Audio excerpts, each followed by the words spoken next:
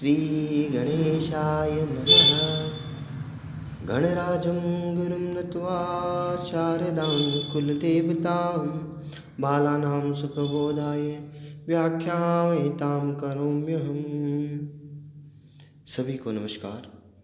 हम यहाँ संस्कृत साहित्य इतिहास का अध्ययन करने वाले हैं। यहाँ पर जो विद्यार्थी फर्स्ट ग्रेड, सेकंड ग्रेड और थर्ड ग्रेड संस्कृत विषय से तैयारी करना चाहते हैं उनके काफ़ी काम आएगा।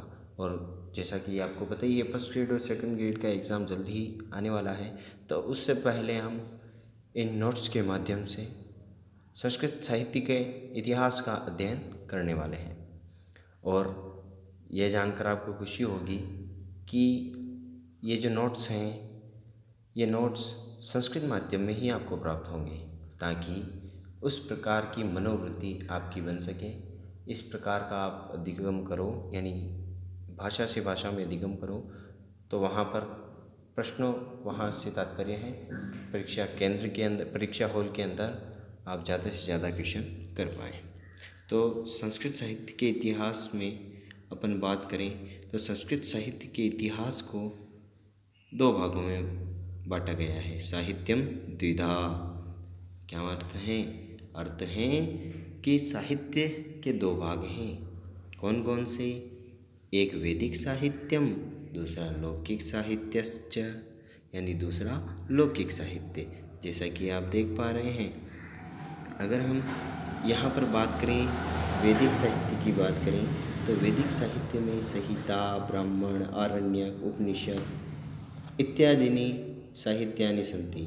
यानी कह सकते हैं कि वैदिक साहित्य के अंतर्गत संहिता, ब्राह्मण, आरण्यक, उपनिषद इत्यादि साहित्य हैं।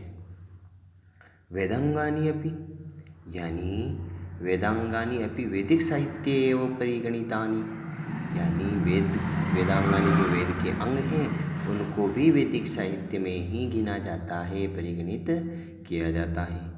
अब बात करते हैं लौकिक साहित्य की।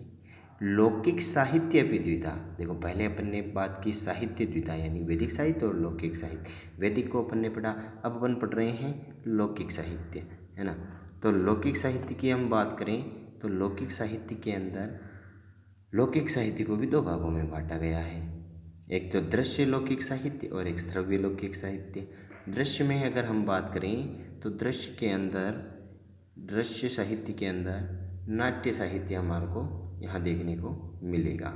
और दूसरी बात करें श्रव्य साहित्य की, तो यहाँ श्रव्य साहित्य को पुनः तीन भागों में विभाजित किया गया है। पद्यमयम, गद्यमयम, चंपू रूपम। तो तीन भागों में पुनः यहाँ पर विभाजित किया गया। प्रश्न भी पूछा जा सकता है। श्रव्य काव्य के भाग के रूप में यहाँ से आपसे प्रश्न पूछा जा सकता है। पद्य क्या होता है? पद्य के बारे में चर्चा करते हैं।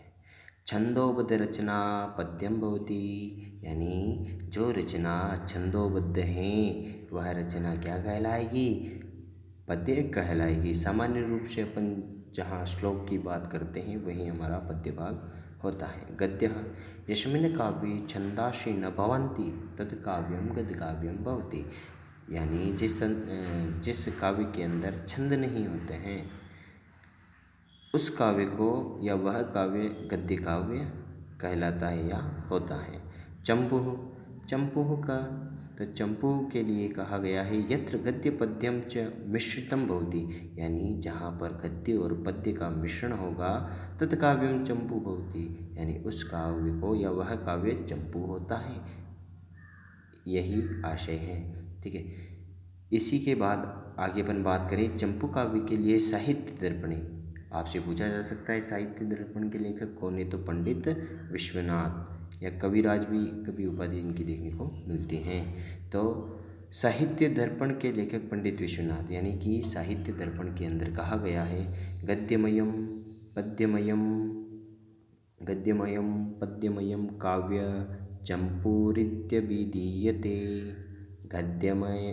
गद्यपद्यमयं काव्यं चंपूरित्यभिधीयते इति, यानी गद्यपद्यमय काव्य को चंपू कहा जाता है या चंपू होते हैं या चंपू का में विधान किया जाता है या फिर उस नाम से उसे जाना जाता है। पद्य काव्यस्य पुनः त्रिधा, कहने का तात्पर्य हुआ पद्य काव्य को पुनः 3 भागों में बांटा गया है। 3 भाग कौन कौन से? महाकाव्यम, खंड काव्यम, मुक्तकम च, यानी महाकाव्य, खंड काव्य और मुक्तक काव्य में बांटा गया है। गद्य काव्यस्य 2 भेदो स्तः, यानी गद्य काव्य के भी 2 भेद हैं, कथा और आख्यायिका। पहला कथा है और दूसरा आख्यायिका। कथा हिंदी साहित्य से प्रभावेण कथा अपि द्विधा, यानी हिंदी साहित्य के प्रभाव से कथा को भी 2 भागों में बांटा गया है।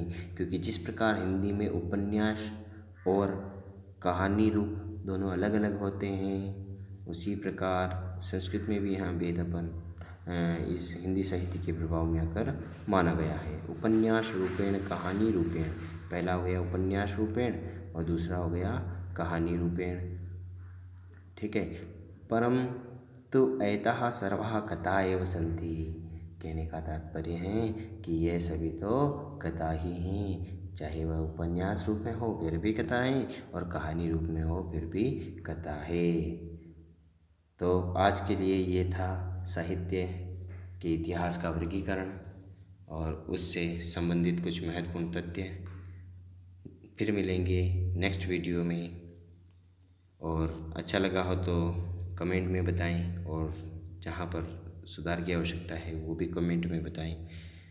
इसी प्रकार और भी वीडियो बनाने का प्रयास करूँगा।